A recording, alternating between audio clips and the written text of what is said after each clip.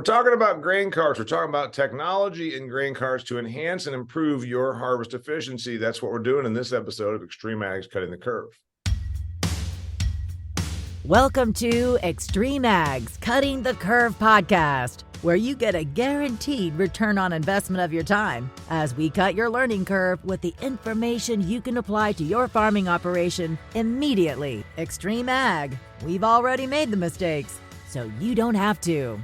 Managing your farm's water resources is a critical component to a successful and sustainable farming operation. Advanced drainage systems helps farmers just like you increase their yields up to 30% with their technologically advanced water management products. Visit adspipe.com to see how they can keep your business flowing.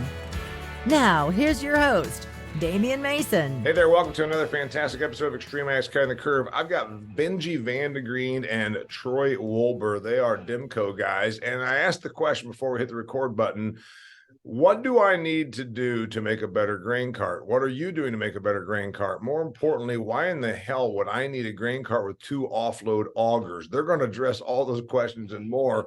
All right, we are releasing and recording this at about the end of harvest time. Here in Northern Indiana, harvest is behind schedule. A lot of folks are telling me the harvest is pushing them later into the season. So we thought this was a very timely time to talk about that thing that's right outside your combine window, the grain cart. And maybe you're one of those farmers that runs the grain cart and you let someone else run the combine because you see things better from the grain cart operation standpoint. Anyway, grain carts, 20 plus years ago they became like a mainstay. Before that was gravity wagons. We got huge harvests coming off of these fields. Tell me about grain carts from your perspective. Let's start with you, Benji. Yeah, grain carts have evolved a lot, and what we do at Demco is we try to really listen to what the customers are telling us that they want. That's how we've evolved what we offer. So today, we've got unload augers that are 20-inch diameter, 22-inch diameter, because that's what they've asked for. They're looking at things like easy to operate, fast unload, good clean out. Of course, compaction, that's a big factor as these grain carts get bigger too. Let's talk about the unloading first. Troy, you're a product specialist and you work a lot with the grain carts, right? Yes. Okay. Why? The size of auger is all about speed, right? These guys once they get rolling, they love to go fast. I mean, that's like the thing. How fast can I peel off this field? Is that the only reason that these things keep getting more, bigger augers, faster clean out? Is that really what this is about, speed? Yeah, it really comes down to speed. Obviously every farmer wants to keep the combine moving, is what they're trying to do. So, the bigger the carts, obviously the more they have to unload, we've gone from a 14-inch auger, now we're all the way up to a 22-inch auger. So, it just comes down to speed, keep that combine moving, those combines moving, and, it kind of goes hand in hand. Benji, I wrote about it in my book. We've been seeing it all of our lives in agriculture. Equipment's done one thing: get bigger, get bigger, get bigger. Go to Farm Progress Show. I saw a grain cart that I think a train might have hauled less grain than this grain cart. When are we going to get too big? Are we already too big? It's kind of a matter of opinion. And in terms of compaction, you could say, I think the biggest grain cart out there is like 2,500 bushel. That's probably too big already for compaction. Now they're putting tracks under it. Part of the reason why some growers are going to that size is because they need the extra capacity in the field, because the trucks don't get back in time and they need the capacity to keep the combines moving. So that's where their minds go. And obviously, depending on your type of soil, that kind of impacts your concern about compaction too. I mean, if you're in, let's say, rural Manitoba, it might be way far away from a population center. Those 2,500 bushel grain carts might work. In many of the farming areas, they can't fit down the road. So I just wonder about, have we already broached and breached the too big window? I would say, yeah, we're getting there. What we're seeing at Demco is I think we're kind of settling in at sizes of about 1,000 bushel to 1,300, maybe 1,500 bushel. That kind of seems to be the sweet spot now that fits most operations. Yeah, and they can still fit down the road. You can still probably fit it into your utility shed for the winter, that kind of thing. What about then? I mean, yeah, so when you're more than a semi equivalent is about 1,000 bushels, roughly, right? Okay. Yes. So once you get bigger than that, you're moving on to the next semi, et cetera. These 2,500 bushel ones, I mean, they obviously are for massive fields, presumably, and or like you said, they're essentially it's a reservoir in the field until the semis can get there. Yes. What about the tracks, Troy? I get it. Tracks over something that big. Do you have tracked machines? Does Demco make a tracked grain cart? Yeah, we offer track systems on all of our grain carts. Tracks have become very popular, especially I would say in the last, 5 to 7 years. We've really seen the track demand grow. And part of that is compaction. Everyone's seems that farms go, when they're purchasing a new grain cart, they're going bigger in size. And, with compaction in mind, the tracks kind of sell themselves over time. But yes, we are seeing that demand grow. I agree that the compaction is a real issue. Like I said, we got $15,000 farm ground and maybe even more than that, and some of the areas. Why would you want to go out there and pack it down? Well, you've got to get the harvest out. When you're talking 250 and 300 bushel yields per acre, you've got a lot of quantity of product to get out of there. I understand that. Do the tracks really reduce compaction? I mean, if you take 30 tons and put it over 50 square feet versus 30 square feet or whatever, 4 square feet versus 2 square feet. I'm trying to think of what the tracks would be, compared to a tire. Isn't it still a massive amount of weight per square inch? It is. The track technology has really grown. There's some colleges out there that have done some studies on, compaction. The tire companies are also trying to combat that by air pressure, that sort of thing. It really comes down to the footprint, how much weight you're carrying, and then the footprint there that is on the ground. So, yeah, it's a good question. The tire companies are obviously, trying to combat that, sell LSW tires, those sorts of things. But LSW tires, help me what that means. Yeah, it's just I don't know if Goodyear was the one who came out with it. Maybe help me out here, Benji, 5, 7, 10 years ago. It's just a more low profile tire. Gives it a little bit bigger footprint. So, but yeah, they're trying to combat that with compaction, but it's the track, the steam behind the tracks is really grown, and that's just not on the tractors itself, but the grain carts. You see areas, you get into Minnesota.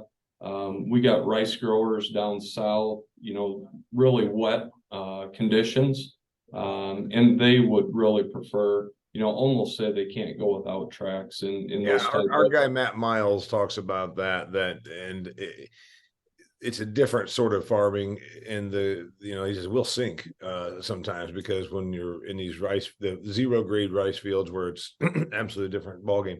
What about you said that most of your stuff settles in there in that 1,000 to 1,500 bushel range. Are we going to stay there as yields climb? Or are we, I mean, where do you see this is going? Benji, where do things go? Yeah, that's the question. I think it's going to be really important that growers look at more than just the grain cart. So you've got to look at hauling it away. You've got to have enough trucks.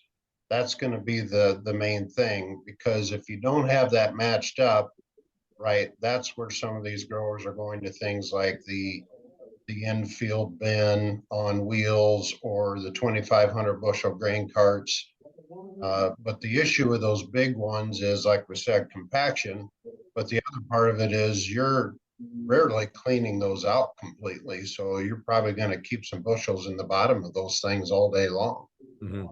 All right. Another thing that you're excited about is you've got a right-hand discharge. I think that's what I would call it, a right-hand discharge. I used to run a grain cart for my neighbor buddy, especially during the week when he had plenty of weekend warriors, but guys like me, he needed during the week, guys that are untraditionally employed, so to speak. So I'm up there running a grain cart for my neighbor buddy, and it was they always fill out of the left-hand side, right? That's very effective. Yep. You're nodding your head. This is an audio medium, I should point out here, Benji. Nobody heard you nod your head. All right. So why do I need a right-hand discharge? What does that, granted, you can probably say, well, it gives you a little more versatility, but it doesn't have two augers on it, does it? It doesn't have a left and a right, does it? No, it just has one auger to unload. And for us, the right-hand option is on a dual auger. So that means you got the auger in the bottom, bringing the grain out of the cart, and then the one unload auger, which can be on the right-hand side or the left-hand side. We've actually talked about it for years, go to a right-hand. The reason people ask for it is because it puts it on the same side as where your tractor controls are. Yep. So it's more convenient for the operator. Now, the one downside to it is there are some growers that don't like to fold that auger in every time they're done unloading. You have to fold it in if you're going to be in the right hand. Otherwise, you're going to hit your combine auger. So that would be the downside. Right. So do you have two options? Is it, you've got kind of the ambidextrous, you can buy a left or a right and the exact same model, it's just left-hand, right-hand discharge? Kind of golf clubs? Yep, you can go either one. Otherwise, it's the same cart. All right, autonomous. Troy, it seems to me, we've been hearing about autonomous for a couple of years now. It seems to me one of the things that we could absolutely autonomize would be a grain cart. It essentially, it's tied to two things, a combine or a semi. Those are two machines it has to sync up with. It seems like this would be a no-brainer that this thing, now granted, it's going to have its own engine on it, or it has a tractor that pulls it that's autonomized. How does autonomy fold into the future? Where do you see this going on grain carts? Yeah, that's a great question, Damian. We've kind of heard that as well. The grain cart world is, will that become an autonomy operated cart pulled by a tractor? It's really hard to tell, and as fast as stuff evolves here today, it's well, what are you doing? What do you mean it's hard to tell? You're the guy doing it. Are you making an autonomous grain cart? We are not right now, but what we look at is, as the autonomy comes, how is Demco prepared to sell their grain carts to be pulled by an autonomous tractor? That's really what we're looking at today. Okay, so you think it's going to be a driverless tractor pulling one of your grain carts. You don't think it's going to be a grain cart that moves itself down the field. It's not going to be self-propelled grain carts. That's probably what our thought is at today, but it's hard to tell. Because first off, it would take still a pretty big chunk of horsepower to move around 1,000 bushels of corn, right? Yeah. Okay. So what does that mean? Do you sync with a company? Right now, are you in talks with machinery, with tractor manufacturers and saying, all right, how can we make this work together? Or do they do their thing and you do your thing and you hope that somehow you all converge? Obviously we would follow in line with, what's the tractor manufacturers doing, what's John Deere, Case IH, Fendt, how are they approaching it? Obviously they've got some steam rolling, I would say, in the autonomy tractors. So, we just have to be able to sync up to, how does our grain cart, function with that tractor? How does the scale packages work? Those sorts of things. So I see. What else? What did I miss here on the technology and where the evolution goes, Benji? I think on the technology side, it's all focused today on saving labor, which is, the biggest challenge for most farmers is we don't have enough labor. When we talk about grain carts being autonomous, that's already part of the way there. There's companies that have been looking at that, working at that. The biggest challenge that has to be figured out there is not just having it go through the field alongside the combine, it's how do you unload it properly into a truck autonomously? Because if you have to still get somebody in there to unload that grain cart, then what are you really saving? Yeah. So yeah, doing the thing running alongside the combine, that looks cool. I mean, you can just see the marketing images, the autonomous Demco, driving along a combine, a big field, some beautiful. Now, great. Now make it so it can get the bushels to market, and then there you go. So there's that challenge. You've got a dual auger machine that you're talking about. Am I right that do I have a machine? I have an auger. I have a cart with 2 augers on it. Yeah, so you have an auger in the bottom, which runs the length of the grain cart to clean it out, and then it brings it to the unload auger, which unloads it. Okay, so when you sent me an email and I said, give me a couple of new things that you want me to, so it's not 2 augers come off the side of it. Not yet. We're going to get there. Maybe. Again, that's where technology comes. If you can have the technology to sync that in, where you could potentially fill both hoppers of a semi trailer at the same time, who knows? What about the cost on this kind of stuff? I mean, we're now in a prohibitive interest rate environment. If you're using a lot of borrowed money, this is going to get really tough. 8 and 9% kind of money out here. Machinery is not cheap to make, and it's got more technology on it. Are you getting resistance? Are you seeing resistance? I mean, it seems to me we start getting a little tightening in the farming belt here in another year or two. Machinery is going to be one of those things that gets squeezed. Am I right?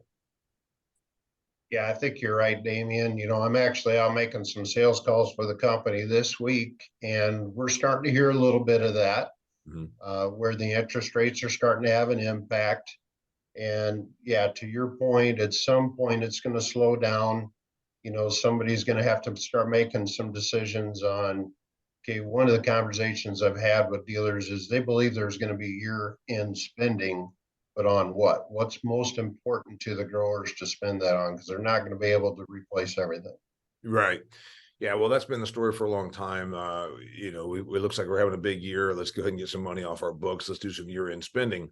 Does that mean it's a combine? Does that mean it's a tractor? Does that mean it's a grain cart sprayer? Your prediction is what? We're predicting a good year yet for 2024. But yes, we see signs of it starting to slow down just a little bit. Obviously everybody knows we went from $7+ bushel corn and now we're in the upper 4s. That has a big impact. And then, as you just mentioned, the interest rates are having an impact too. Right. What about the construction of this equipment? So, these are not easy. It's one thing to have an iPhone made in China. You're talking about something that's bigger than a semi. These things are all made. I mean, are they all made here? I mean, these are not easy to move around from country to country, are they? No, they're not easy to move around. If you're going to ship them overseas, you have to have it so you can break it down and put it in a container. So yeah, we're making all of our grain carts in Iowa. Yep. I see. All right. And then the last few things here.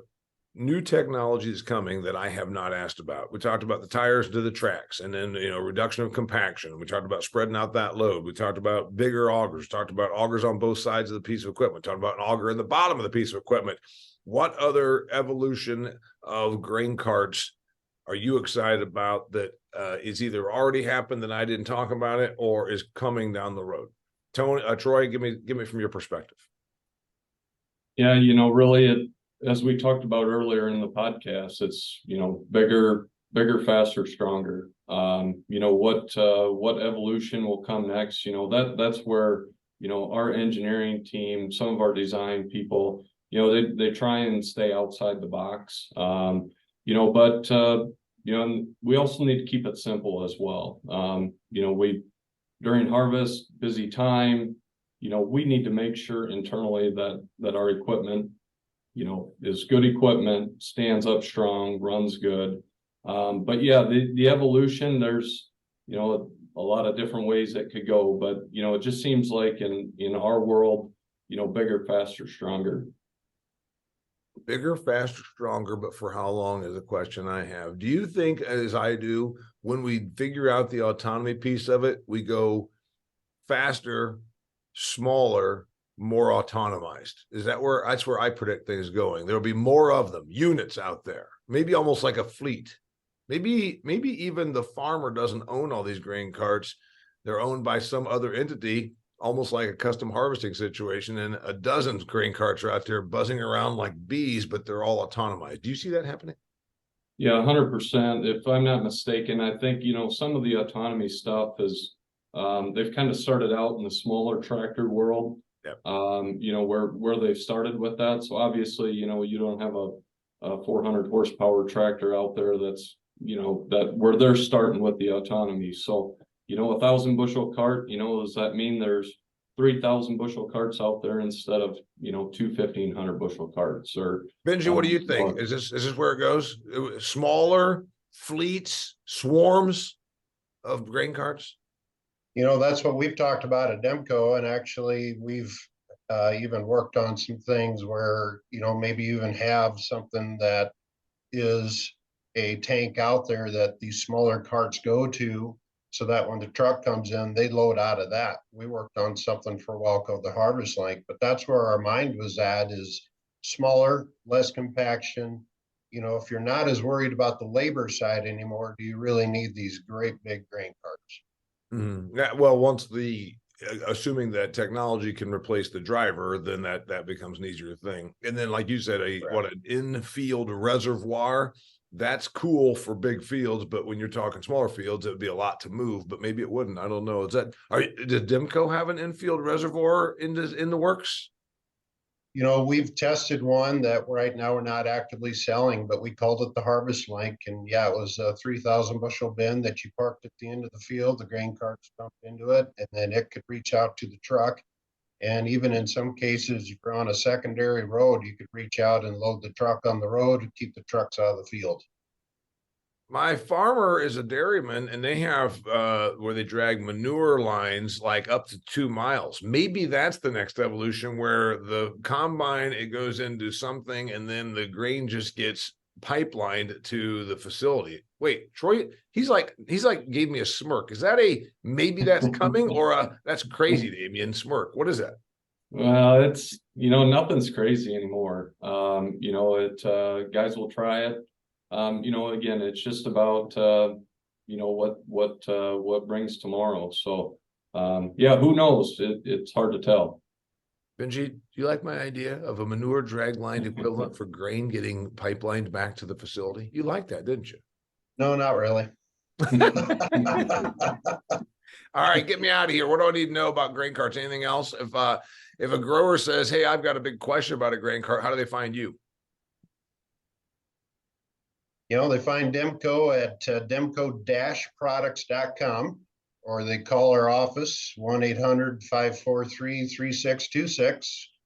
We've got live people that answer the phone at Demco. We don't actual live people, not just if you want English, press 3. Okay, I like that. Right. Yeah. All right, we're talking about grain carts, talking about evolution in grain carts, and the question I think that a lot of people probably are having, they're getting through harvest, they're done with harvest by the time they're listening to this.